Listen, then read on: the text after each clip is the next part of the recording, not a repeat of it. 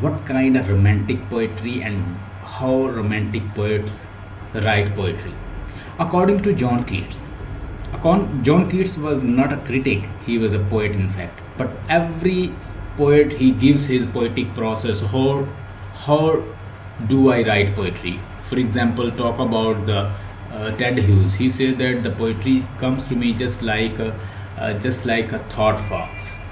So first of all, thoughts just come, the fox just come like a sniffing with the nose, and then he just raise her head and eyes and up just like a hat.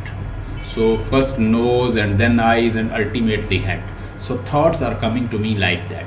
So talk about Seamus Heaney. He also gives poetic process that just I learn like the poetry is just like a wells, and person sees his reflection from wells, and after that in some wells he sees a clear face, somewhere not clear, somewhere he has to clear, just cutting the grass and removing and refining the grass like that, then he sees clear face.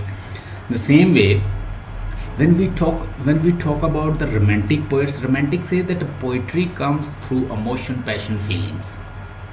If poetry is coming just like a leaves to the trees, it is a valid and it is a good poetry. If poetry is not coming like a natural way, like leaves to the trees, it is better should not come. So according to John Keats, he says poetry is just like leaves to the trees, leaves to the tree. So how do leaves come to the trees? They are natural and they grow natural. So poetry, according to John Keats, poetry is a natural. So it just flow like water, it just like leaves to the trees, and it moves in a natural order rather than through objectivity or scientific method, because it's a poetry and it's an industry of entertainment, not teaching, not for specific purpose, not for other purpose. Poetry is just for the entertainment. Poetry come like a leaf to the tree, natural way. So he admires the natural poetry. Natural, how does natural poetry comes? Romantic poet, they at least idolize natural phenomena, one natural phenomena. So talk about William Blake. He idolized. He is a mystic and he idolized natural beauty. Talk about William Wordsworth. He likes beauty in nature. He appreciates everything that comes in nature, that comes through nature. Even he admires a child. He admires a child life. He has written about canals. He has written about cuckoo. He has written about flowers, daffodils, like that.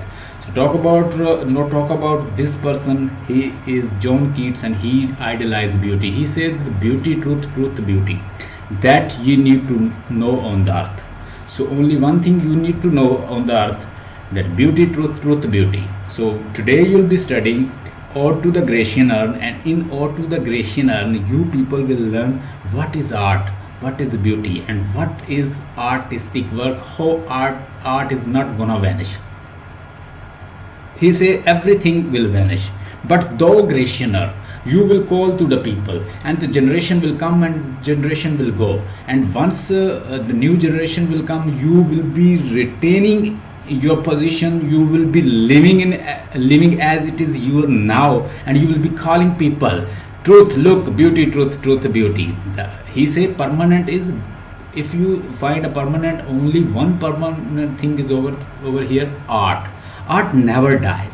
He also appreciate picture lover is better than the worldly lover. In fact, if we talk about the life of John Keats, he was the son of the stable keeper. No, his father, he was a stable keeper. He was keeping lot of horses. He was looking after the horses. He was keeping the stable like that. And after that, he was born in a very poor family. So he was not lord like the Shelley and the baron like that. He was not well rich person. he was having a friend like Charles Gordon. Charles Gordon was his friend, and League Hunt, they were his supporter. They contributed him a lot, they supported him a lot, and ultimately with the help of Charles Gordon and League Hunt, he published his poem and ultimately made progress. So talk about his life. He was a son of stubble keeper. He had a brother Tom. He suffered. His brother suffered due to TB, tuberculosis, and he died.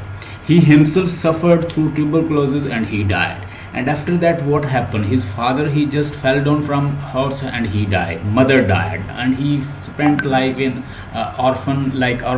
And what we see, he spent a very hard life.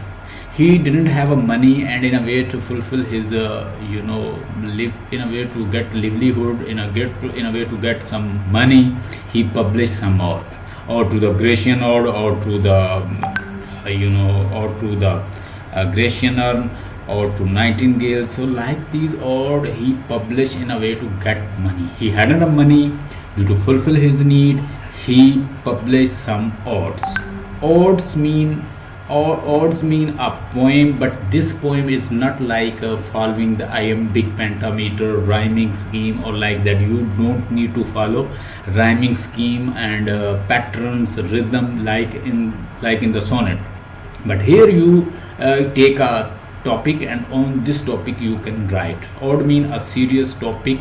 Ode mean a serious topic on which you write a poem, and this poem will be written without rhyming scheme. This is a free verse, and you can write as much as you can on this topic. So this will be called ode. So life of the John Keats, I have told you a little bit. John Keats was one of the greatest English poet and the major figure of the romantic movement. और John Keats क्या कहता है कि poetry should come like poetry should come